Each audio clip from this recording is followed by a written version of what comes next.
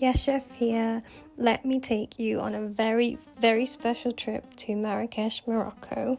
We landed and headed straight to our Medina through the clay walls, through the sights, and as soon as we got there, the place was honestly amazing. Look at this. I was so giddy. I was so happy running around, checking out all the rooms, and we had the whole place to ourselves for a few days. And I was so excited to get settled in and just enjoy myself. I mean, look at the balcony, look at the decorations, everything. It was amazing. Obviously, the first thing to do was to get into the kitchen. We had a fully homemade Moroccan meal and it smelled amazing. It was a combination of couscous, chicken, vegetable stew, and just a really hearty, comforting meal, perfect for our first day to get settled in. Next morning, woke up and went straight into the sightseeing. We were seeing how the famous Moroccan argan oil was made. Fun fact, it is actually the goats that eat the plant and then they excrete the seeds, and the seeds are the things that are ground and made into the oil. We were then led up into this massive room filled with millions of spices and oils, and this was like my dream of shopping. It was just so fun to hear about how they make the spices themselves, and they were so fresh. And I was just there filling up my shopping basket with literally everything, and the man was kind enough to give us a free argan soap as well. Then we headed out and decided to explore some of the bazaar. Everything was so colourful, there were so many things to look at, the fresh fruit, vegetables.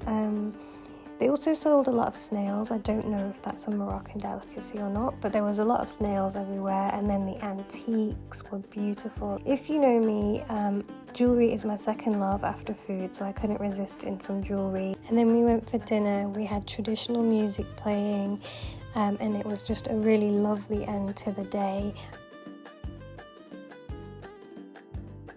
The next day, I was so inspired by the bazaar and all the spices and food and things that we saw. We decided with our wonderful housekeeper Magda to cook up a traditional Moroccan meal using the tagines and just the homegrown herbs and spices that we had bought. So this is the chicken here. We added parsley, turmeric, salt, pepper, butter, garlic, ginger, and then covered that to let it cook. And then we went on to the vegetable tagine. These tagines, I really wish I could have taken one home. Look how beautiful that is. If only I had an extra suitcase. And the chicken, if you could smell that. Also never seen someone chop an onion like this, so there's a hack for you. We then made a lentil soup as well, which was super healthy. Added lots of spices to that, chickpeas, lentils, parsley, some ground ginger, gave that a stir, and then you add some tomato and water and let that simmer. Another hack, adding a spoon under the tagine to let the steam out, and this was the end result. I was so proud of this, and I felt really connected to the culture, and it really was a feast. The next day, the celebrations really begun. Here is our first round of cheers. Actually, let me know how many you can count in the video, because there's quite a few.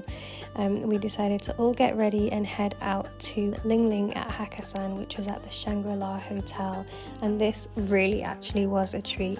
Cheers number 2. So we ordered dim sum, we had black cod, noodles, aubergine stew, duck with hoisin sauce. I can honestly say that meal was 10 out of 10. The next morning, we had to get up at the crack of dawn and drive about an hour to kind of in the middle of the desert. And it was all for this, which was a hot air balloon ride. This was a special day, and I was ready to fly into a new decade. The views were stunning, and we made it just in time for the sunrise. It was just so picturesque, and a very popular thing to do if you do go and visit there, and it's so worth it. I didn't realize how high up they could go. When we came back, look at this setup. We had a beautiful breakfast laid out, and again, it was so cultural and so traditional. And another fun fact is that Moroccan people actually eat fried donuts for breakfast. Then the celebrations continued. Cheers number I don't even know what at this point. I then found this Italian place online, and of course, if you know me, I have to eat pasta anywhere I am. There was a massive lemon tree in the middle of the restaurant, and the pasta itself, amazing. Another cheers and a sunset to end a perfect day.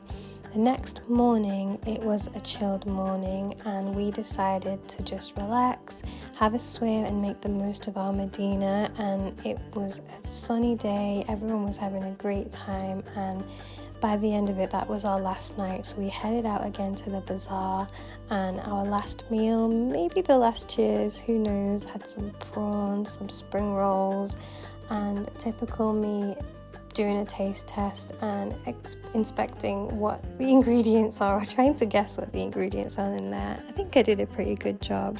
And that was really it for Marrakesh. I would highly recommend it for the food, the culture, and I would love to go back. What a beautiful place.